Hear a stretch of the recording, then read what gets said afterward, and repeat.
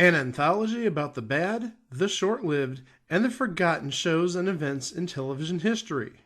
This is It Was a Thing on TV. Punisher! Control! Tell me before I change my mind! I give you Super Train.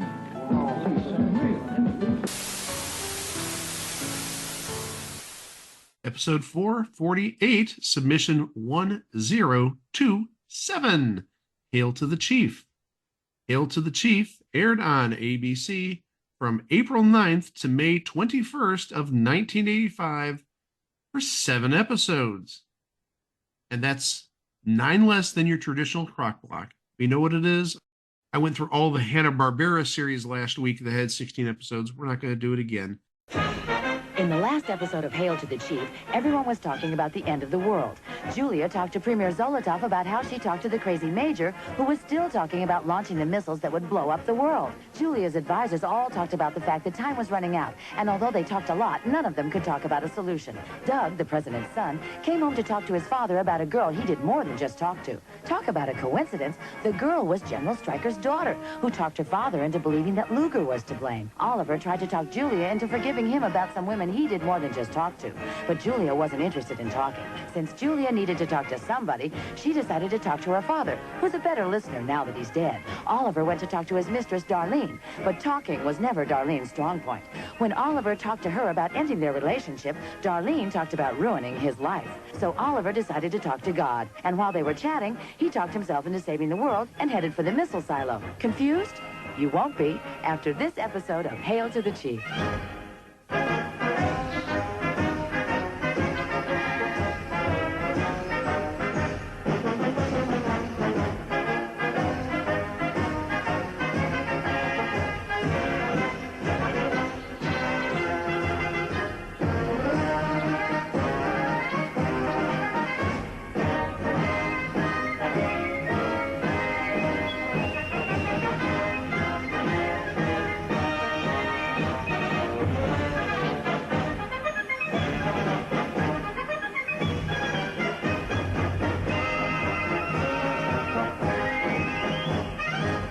Gentlemen, if we go back to the mid-'80s, specifically 1984, that was an election that made some history.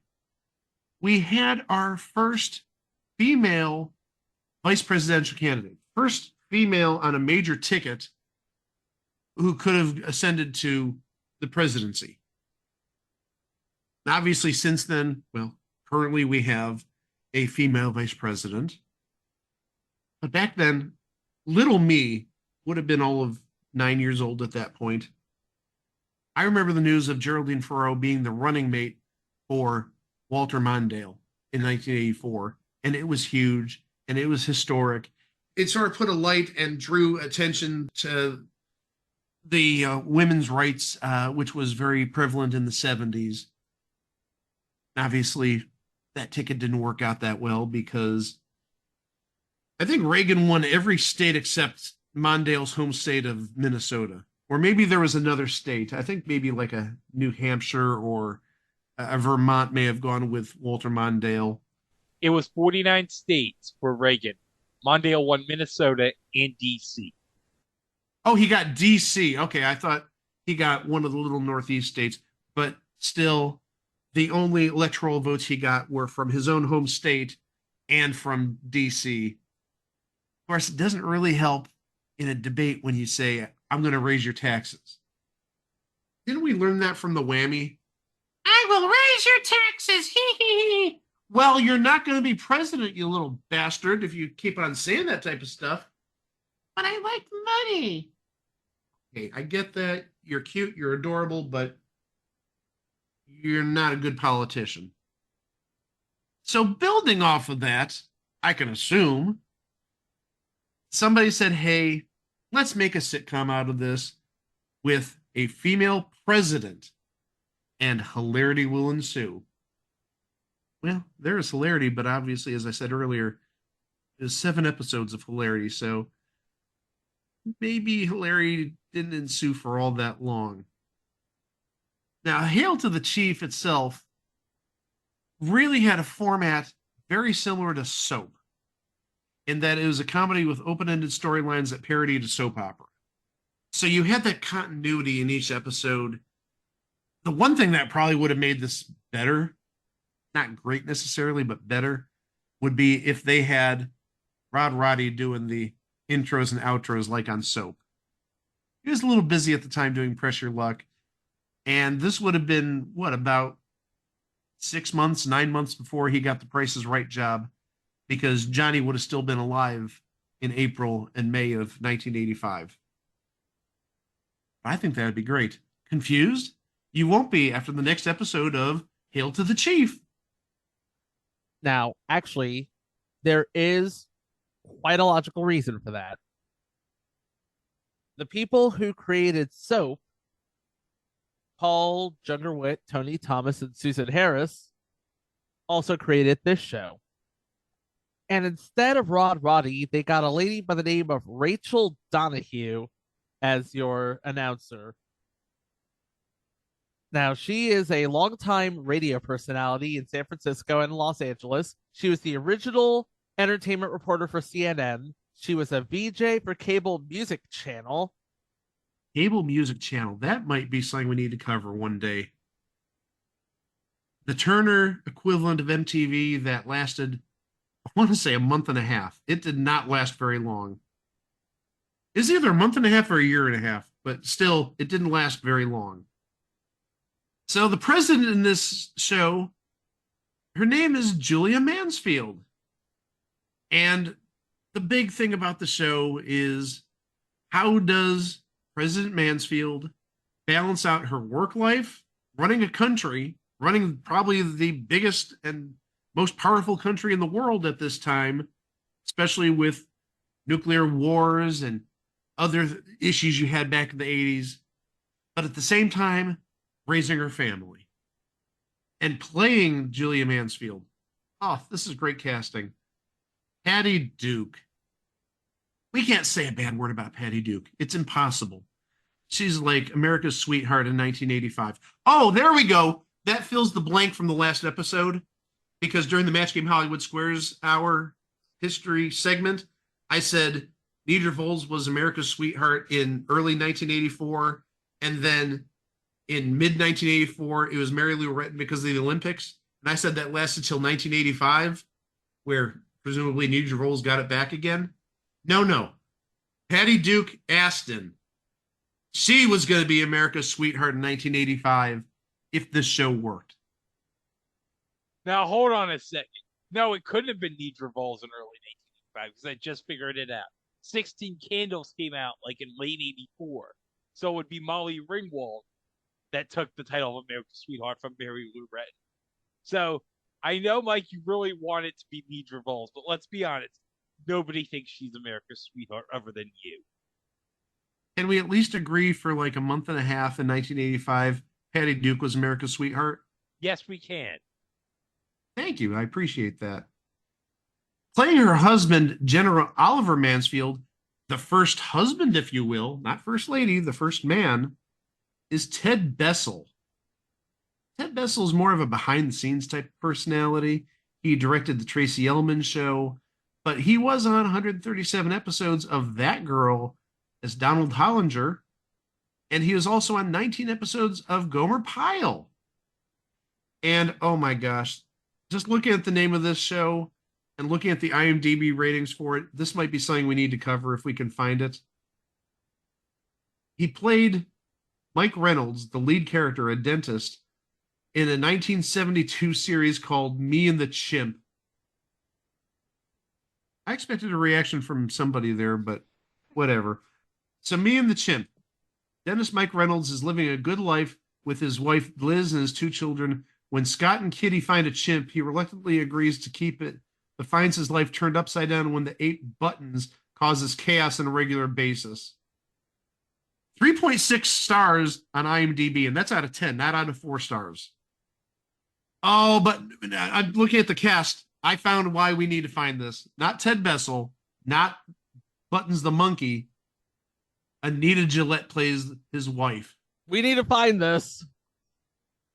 And there's a ton of guest stars, name guest stars. Oh, if I didn't already commit my money in the bank and this was out there, I would make this my money in the bank. Hey, you know what? Next year, I'm going to make a declaration. If we can find me and the chimp for my 50th birthday, I will make me and the chimp my money in the bank in 2025.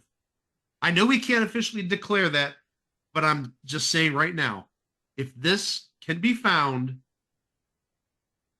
happy 50th birthday to me. I know you guys are just so excited, so giddy I for can't it. wait. Now you're like, damn it, there better be me and the chimp on Tubi, since they carry every darn thing. Where's the lie? Did not say there's a lie. They carry everything. I just saw somewhere they have like 80,000 movies and TV shows or titles. They do literally have like everything, it seems. I don't know if it was shows or episodes or whatnot, but the number was pretty staggering. Playing the daughter Lucy Mansfield is Quinn Cummings. She played Annie Cooper and Marcy Wills on 36 episodes of Family back in the late 70s and early 80s. And really, her career ended in 1992 with a single episode of Evening Shade. Not true. Her career on television ended in 1992, but she's a frequent guest on Mark Maron's WTF podcast. You see, I don't listen to that. And I should add this for Greg. Her second to last credit on IMDb is in one episode of Blossom. Whoa. Thank you. Playing the son Doug Mansfield is Ricky Paul Golden. Ricky Paul Golden had a little bit of a career in the 2000s as Gus Itoro and Nicholas Agostino Spaulding on Guiding Light. 274 episodes. And he was on 467 episodes of All My Children and 137 episodes of Another World. So he's basically that guy in that soap opera. And relative to you, Greg, he was in one episode of Jessica Jones. Which season? I don't know which season it is, but it's Carlo Eastman. It's season 1, episode 4. Okay. Well, just to let everyone know, after Echo got released earlier this month in January, the Marvel Netflix shows, which have always been on Disney Plus under the Defenders saga, have now since been added to the official MCU canon. It was always like a question of, well, it's kind of like on the fence of if it's canon or not. But nope, Disney Plus finally confirmed, I think last week, at the time of recording this, that yes, all the Marvel Netflix shows are now canon to the MCU. I also want to add one more credit just because somehow in close to 450 episodes, we have never mentioned this. Ricky Paul Golden was in the movie Lambada. Do you guys remember Lambada Mania? I know you guys are young, but Lambada, the Dance of Love, 1990. You can't talk about that. It's the Forbidden Dance. Well, I think I just did for the first time in 448 episodes. Why'd they make a movie called Lambada? Probably sort of to get the Dirty Dancing thing. Because I mean, that's basically what it was. It was like the Forbidden Dance, the Dance of Love. And they made a movie about it. It was supposed to be this big thing, but it was like a huge bust at the movie theaters. And again, IMDb, a 3.4 rating out of 10 stars. I'm looking at the cast here. You got J. Eddie Peck, Melora Hardin, Ricky Paul Golden, Basil Hoffman. You've got Dennis Berkeley. We've Dennis talked about Dennis I was Berkeley. just about to say Dennis Berkeley, future Hall of Famer, and Adolfo Shabadoo. And Keen Curtis, too. Look, I'm not going to lie. You had me at Laura Hart. I think we had you at Forbidden Dance. Look, I want to see Jan Livingston do the Lambada, damn it. First time in recorded history somebody's uttered that. You see, I was doing that, telling you about Lambada, Greg, because you would have been like 5, 6 years old at that point. You wouldn't have known about Lambada Mania. Even Chico, he would have been like 10. Maybe he got it a little bit, but me, I was in that sweet spot, 14, 15 years old, horny ass teenager. Give me the dance of love. I'm not gonna say I didn't know about it, but I didn't not know about it. Like I said, Chico had a pulse back in 1990, and he was of the age where he would know a little bit about it.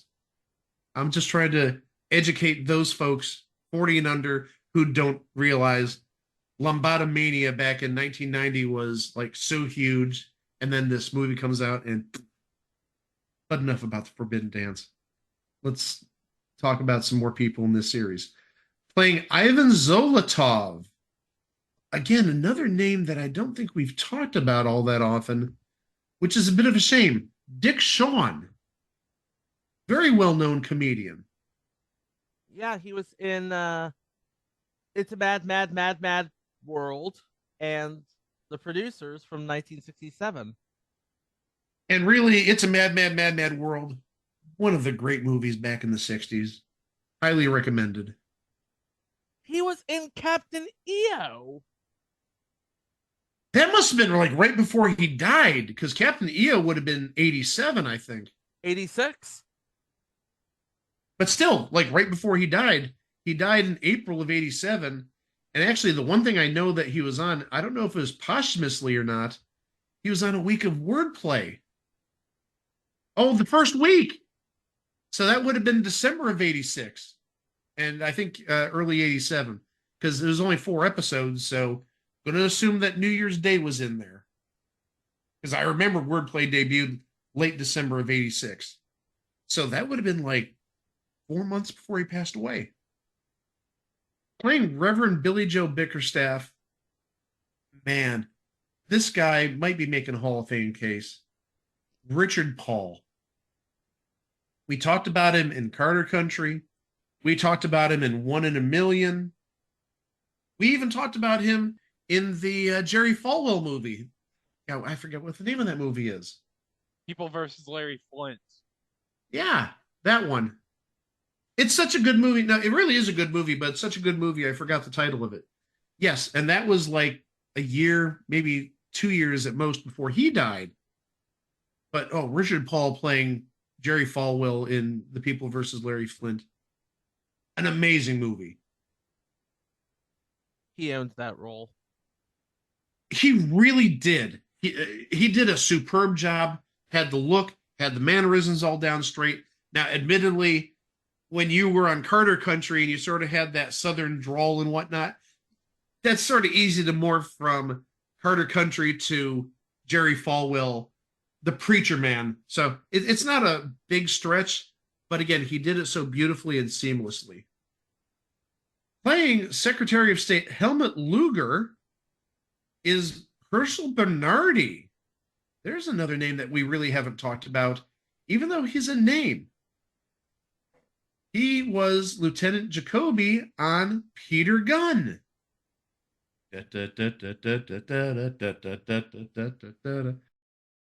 Well, everybody remembers that theme song. I mean, that was like a staple when I was in high school. That was like the first thing we like learned to play in high school band was Peter Gunn. Nobody knew what the heck Peter Gunn was. Nobody really knew who Henry Mancini was because he obviously created that theme. But the thing is, that's like the easiest theme to do, especially if, again, you're like a 14, 15-year-old high schooler. And also, Herschel Bernardi played the lead role, Arnie Nouveau, in the series Arnie from 1970 to 1972. And really, that sort of answers a question in my mind of who is Herschel Bernardi, because I've seen some reruns of Rowan and Martin's Laugh-In in the past, and Herschel Bernardi's on it, and I'm like, who's Herschel Bernardi? I know who this is, I know who this is, I know who this is, and Herschel Bernardi always sort of escaped me. I've never really seen Peter Gunn, but okay, it makes sense. he's on this show Arnie, and he happens to be on Rowan Martin's Laugh-In around 70, 71, 72. So now it all makes sense. Now I can put a face to a role. Playing Randy, don't have a last name, unfortunately, but playing Randy is Joel Brooks. I think all of us would know him better as, number one, pretty good pyramid player back in the day, but also number two, he was on My Sister Sam. Somewhere recently, I saw a picture of him within the last year, like a recent picture. I don't remember if it's social media or where have you, but he's still hanging in there. But yeah, like I said, the place I remember him is Pyramid, and I definitely remember him on My Sister Sam. Yeah, he is currently one of the featured stars in Freeform's Good Trouble, which is wrapping up its run this year. Never heard of that. Okay. He was also in My Dad Says. Future installments, bleep my dad says. I think Greg has stuff to say about that.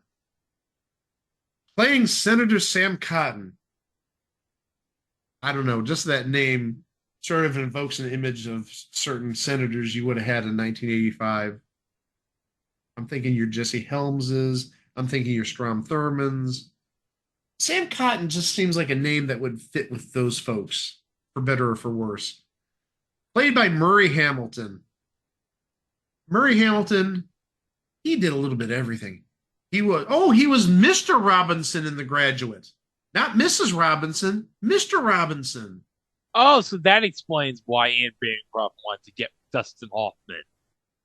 With all due respect to Murray Hamilton.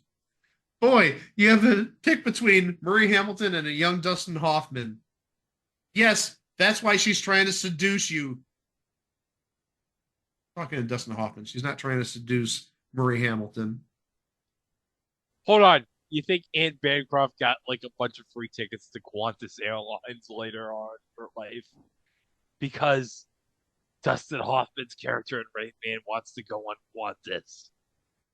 So those are the major stars of the show in terms of appearing on, let's say, a majority of the episodes. Now, there are only 7 episodes, so we don't have a lot to go over in terms of plots and whatnot. Chico, I believe you have an episode guide, a complete episode guide. I've got a number of episodes, but I don't have a complete episode guide. So I'll hand the reins over to you. Thank you, Mike. Episode 1, President Julia Mansfield is told that Brower, an Air Force general gone crazy, has taken control of a launch command center and will launch a preemptive nuclear strike against the USSR unless his demands are met. Julie calls Soviet Premier Zolotov to warn him and is told that the Soviet Union will have no choice but to retaliate if she can't stop Brower. Later, Julia's husband, Oliver, confesses all of his past affairs to her, and she walks out on him. A couple of recurring characters are introduced on this episode, playing LaRue Hawks, Glenn Turman. You remember him from A Different World. Playing the wife of Zolotov, Madame Zolotov, Susan Kellerman, who is best known for her roles in Last Holiday and Death Becomes Her. The younger brother of Lucy Mansfield, Willie Mansfield, played by Taliesin Jaffe, who was that voice from That Thing as of late. He was also on Scrubs. Episode 2. General Stryker tells head of security Helmut Luger that Stryker's daughter is pregnant and that Luger is responsible, unaware that Julia's son Doug is really the father. What?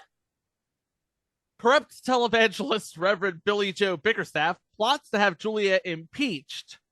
Oliver's mistress Darlene threatens to ruin him when he tries to end the affair in an attempt to make up for all of his past mistakes. And Oliver promises God that he will save the world by stopping Brower.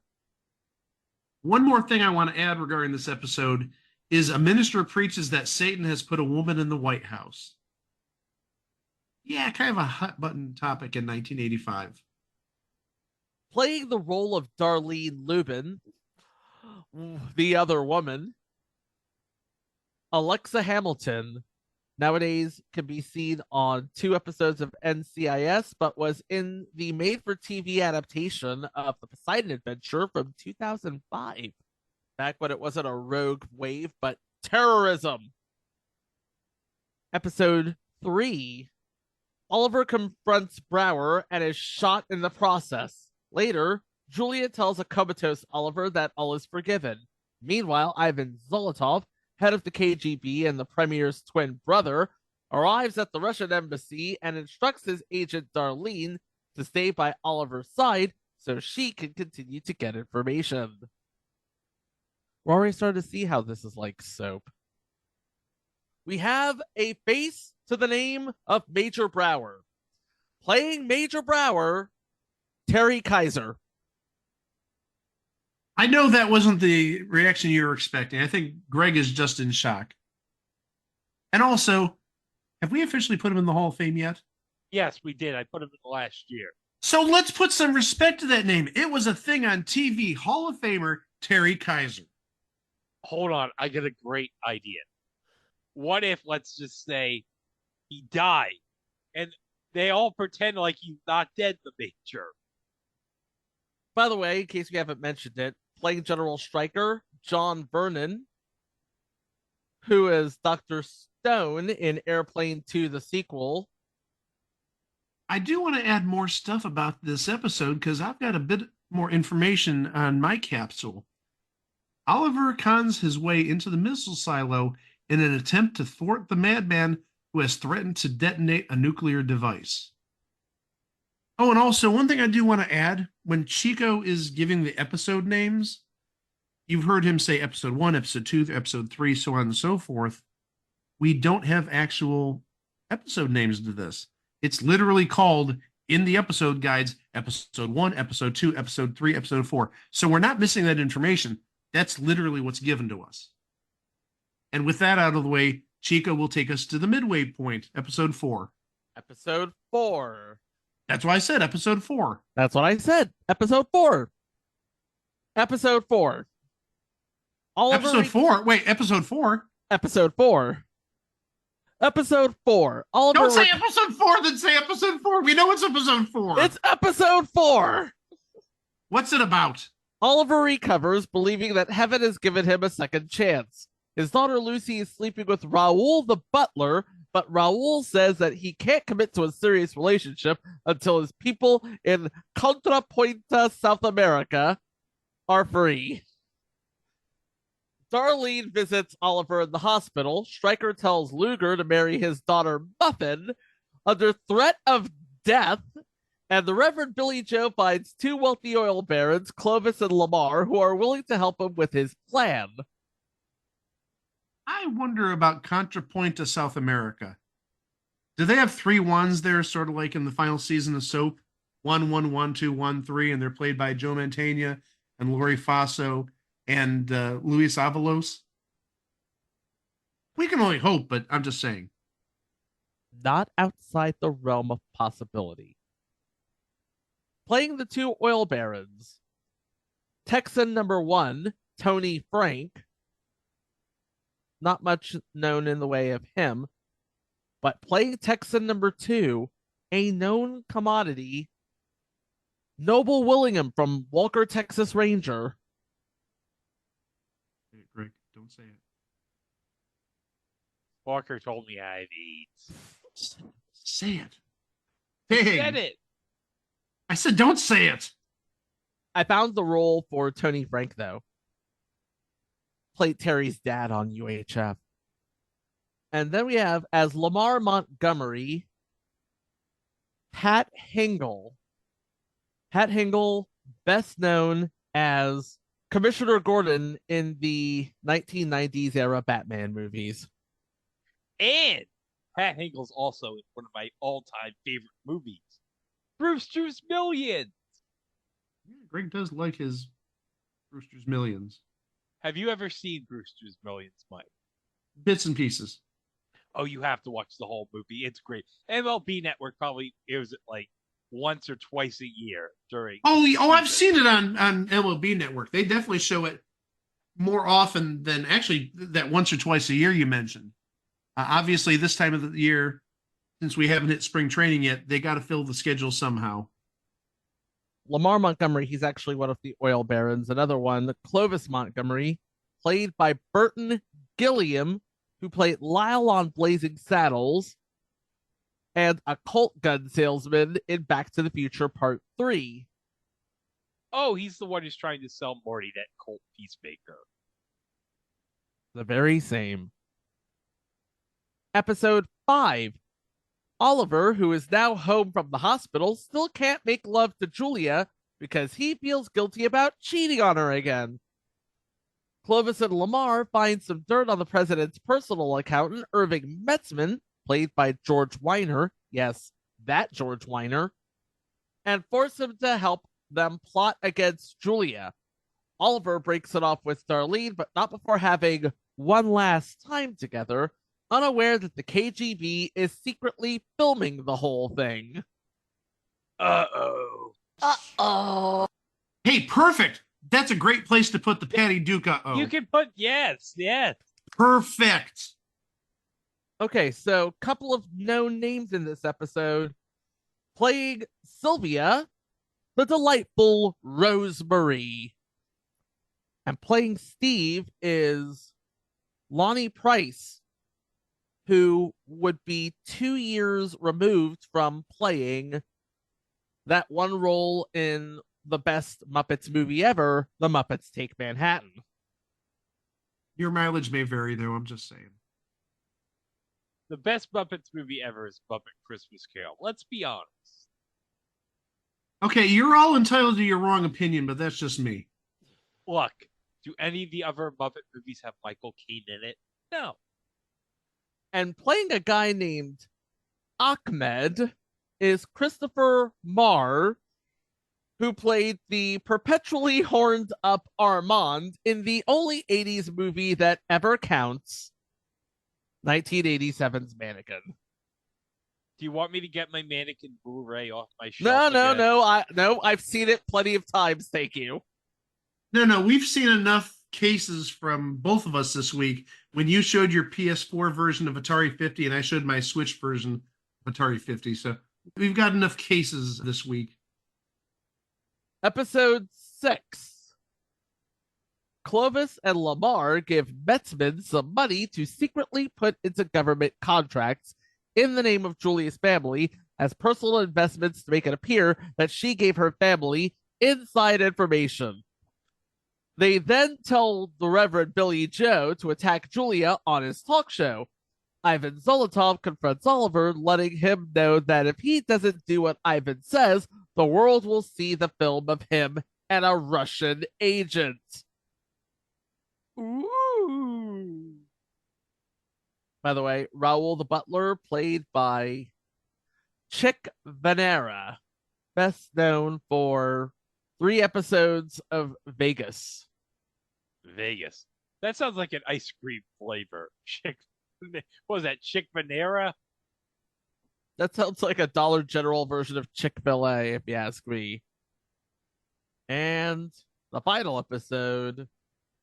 Raoul leaves for South America and Lucy follows after him. Luger has dinner with Stryker's family and after seeing how crazy they are, decides to marry Muffin if for no other reason than to get her out of the house.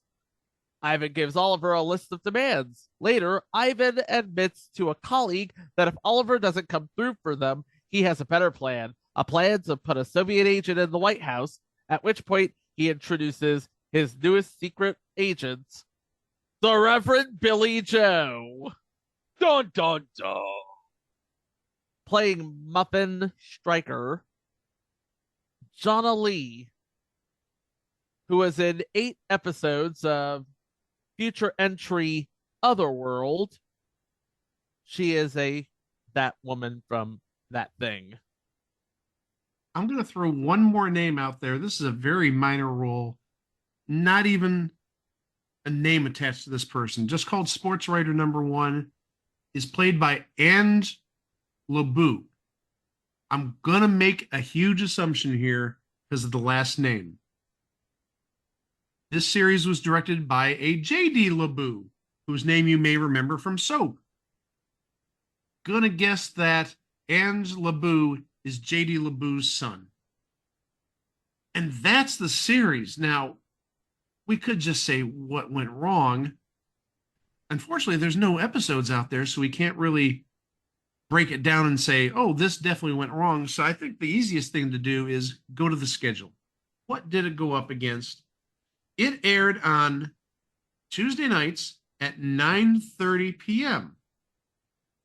The competition on CBS was a mixed bag, to say the least, because from what I saw, CBS basically slotted miniseries and TV movies and specials that night. They didn't really have any consistent TV show, at least in spring of 1985.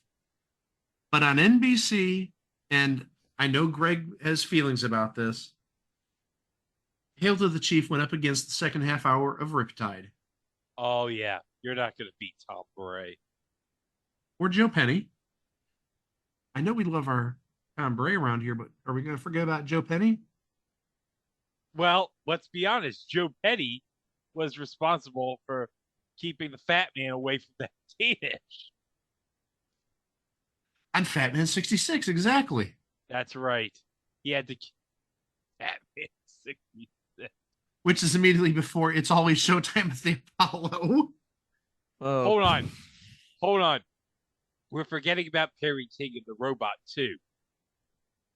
We got to give love to the robot. You're right about that. And actually, taking a look at the schedule, yes, from 9 to 11, there's generally a TV movie or a movie in general. But 8 to 9, at least when the show was in reruns in June of 85, you had The Jeffersons final season at 8 p.m. And then at 8:30, again, I believe this is the final season. This definitely has to be the final season, I think. Alice. So you had two shows that are definitely on their way out at this point in The Jeffersons and Alice. And then you had some sort of TV movie. I saw some specials. I saw 1 week where they had a miniseries, part 3. I forget which miniseries it is. The name's irrelevant. But the point is, that wasn't really necessarily a stacked lineup that night for CBS. It did have a good lead in, though. Taking a look at the schedule, this is potentially pretty good for ABC in 1984-85. But we know how some of this turned out. Three's a Crowd at 8 p.m. Meh. Well, it's still, sort of by extension, Three's Company, but we talked about that. You had, oh my gosh, I remember this, and this obviously was sort of a copy of another big show at that point. Foul Ups, Bleeps, and Blunders, hosted by Don Rickles, sort of trying to copy off of the TV bloopers and practical jokes aspect. And then you had Who's the Boss at 9? Angela. Then you had Hail to the Chief, and then you had previous entry Magruder and Loud.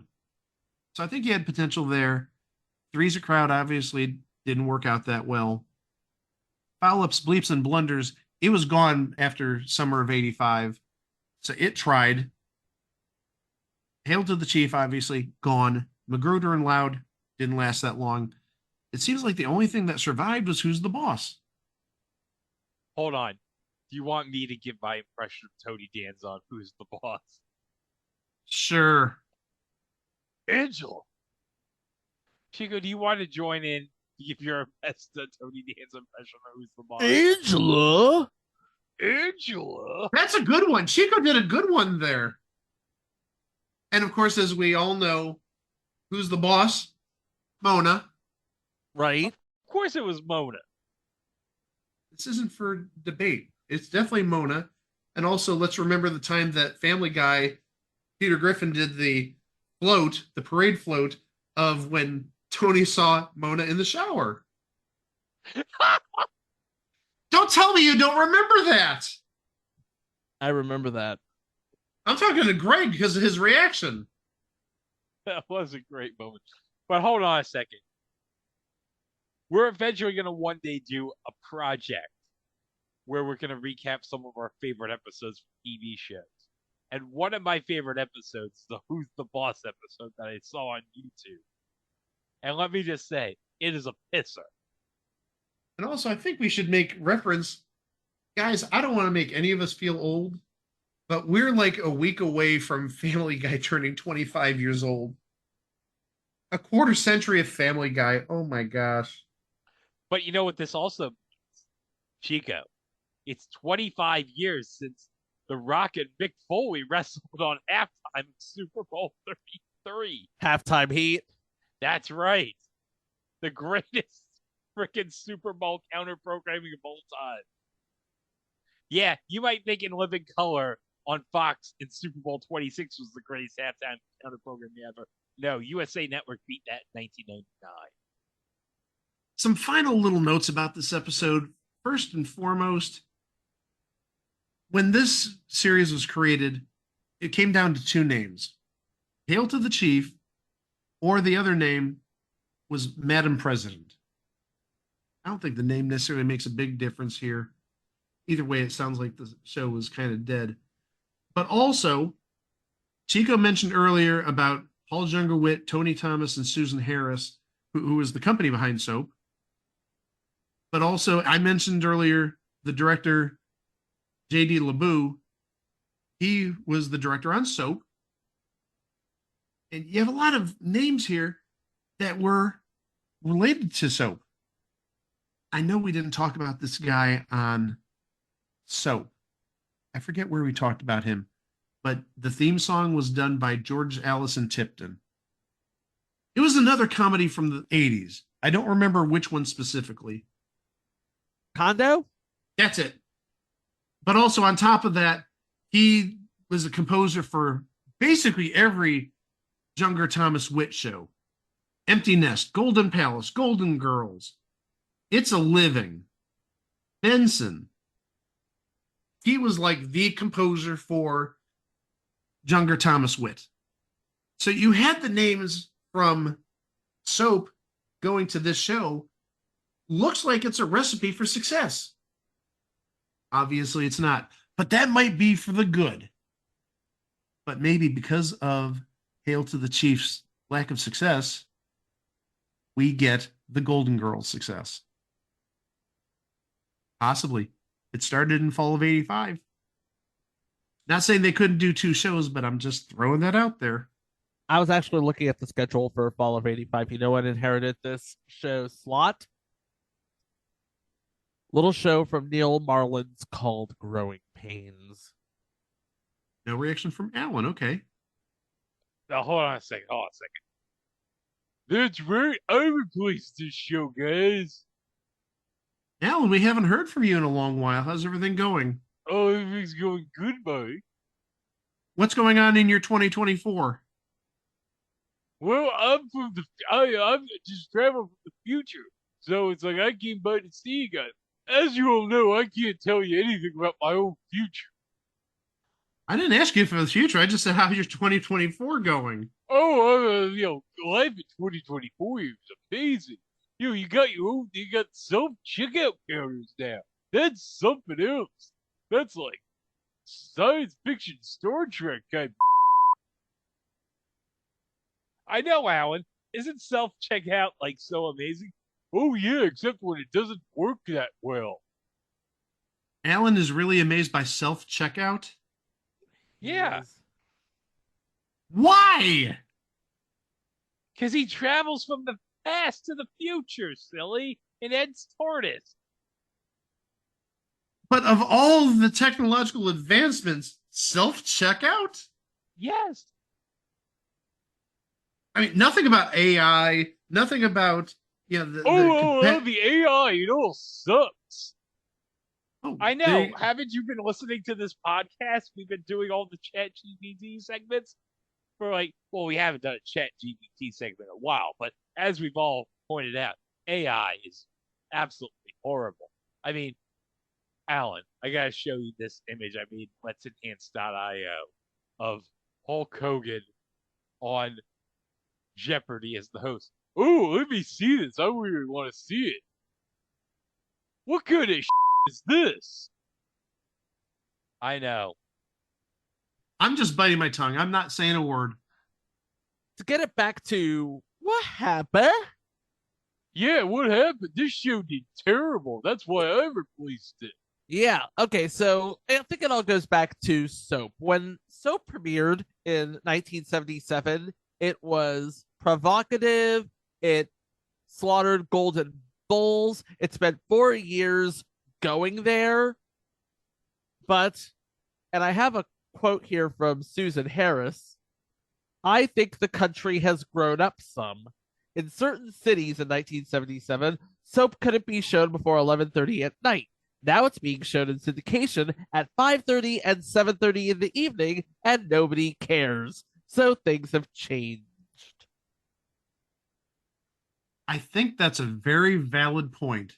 Social mores definitely changed in the late 70s and early 80s, especially when you get to those hot button topics of homosexuality and interracial marriage and some of the other hot button issues that Soap attacked. I really think that's a great point. That's a great quote. In 1977, Soap was socially provoking, but by 1985, people who grew up on Soap were socially exhausted. So, yeah, for better or for worse, Hail to the Chief, its failure kind of sort of brought on the Golden Girls, and the rest is history. Younger Thomas Witt went on to, oh my gosh, I want to say immortality, but let's say that. I mean, between Soap and the Golden Girls, really, they're two different types of work, but they're both equally amazing in the different types of work they are. In the middle of that, though, we had Hail to the Chief, and 7 episodes. That's not even a mooch span. And unfortunately, Hail to the Chief, it just ended up being a thing on TV. But again, one that, if it had a longer run, we may not get the Golden Girls. And if we don't get the Golden Girls, my gosh, I think we might have a different landscape in television. I don't think Betty White would be the legend that she is necessarily. But who knows? That's all speculation. Well, that's the state of TV democracy for you. That's going to be it for this episode. Please remember, you can always go to our website at itwasthethingontv.com and listen to all the previous episodes we got. We've got almost 600 different types of files there between main episodes and live shows and instant reactions and before the show, all that stuff. We're really close to 600 total items.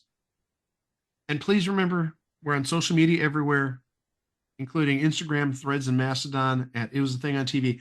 We're not at X/Twitter anymore. I officially deactivated that today.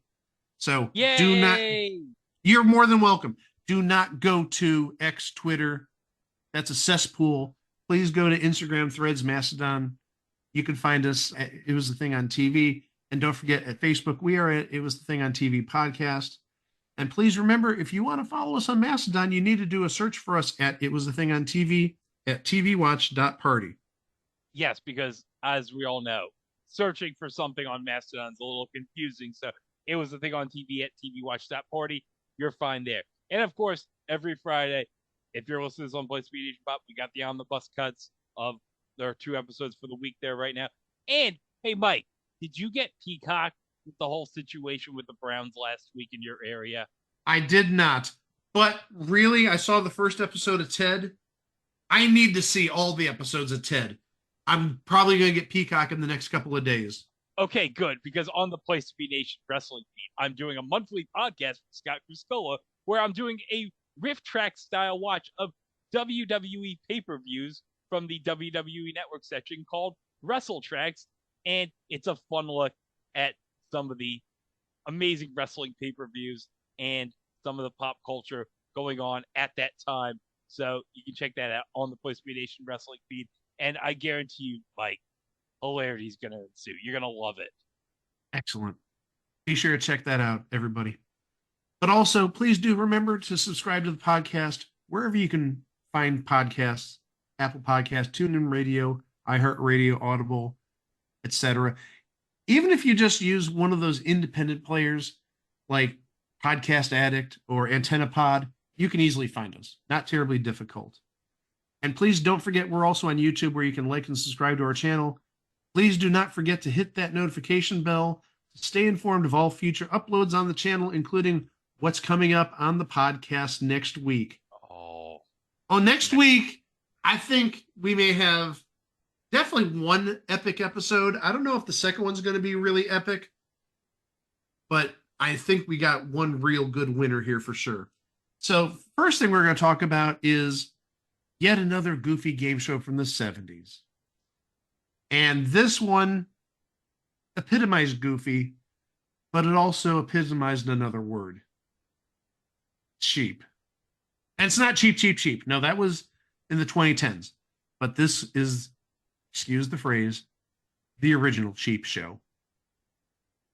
But after that, you remember how we talked about Lambada earlier being the big thing in 1990 in terms of movies and the Forbidden Dance, the Dance of Love? Yes. Yeah.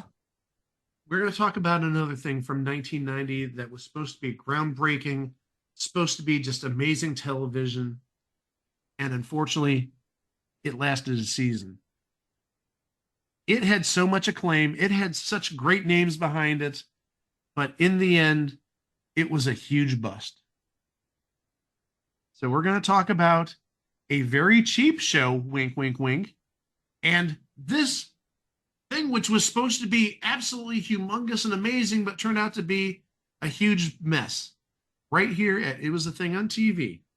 As always, thank you for listening. Stay safe, and we'll catch you with those episodes next week. Wow! You know what I would much rather watch than Hail to the Chief? What's that? What's that? Oh, we did that in unison. Good job, Chico. All right. YouTube videos of gameplay of Hail to the Chimp on Xbox 360. Which, as I told Greg, for the money, now admittedly, the game only costs like $10, $15, but for the money, one of the funniest games you could buy. Really underrated. Well, remember, it is an established fact on this podcast that Greg hates money. Well, no, it's not hating money. It's a great game. It's not a $50 or $60 game. It's like a $15, $10, $20 game, but it is absolutely hilarious for the price. It is well worth the money. So, Greg, your hate of money has been absolved in this episode. Yes. So we are clear this is not the movie from The Simpsons, is it? Or the episode of Super Train with Billy Barty, the ever little guy and the magician. Are we talking about Hail to the Chimp or Hail to the Chief? Hail to Hail the Chimp. Chief. Oh, I thought you were talking about Hail to the Chief. Let's talk about that episode of Super Train. Because as we all know, I love thinking about Super Train all the time. So we were sort of talking about Hail to the Chimp and Hail to the Chief. Yeah. Oh, darn. It's not available on the PS4. I would buy it immediately on the PS4. PS3 and Xbox 360 only. Well, the game is 16 years old at this point, so maybe my expectations were a little high. It's timeless, though. It's hilarious. Like I said, best game you'll buy for like 15, $20. Absolutely.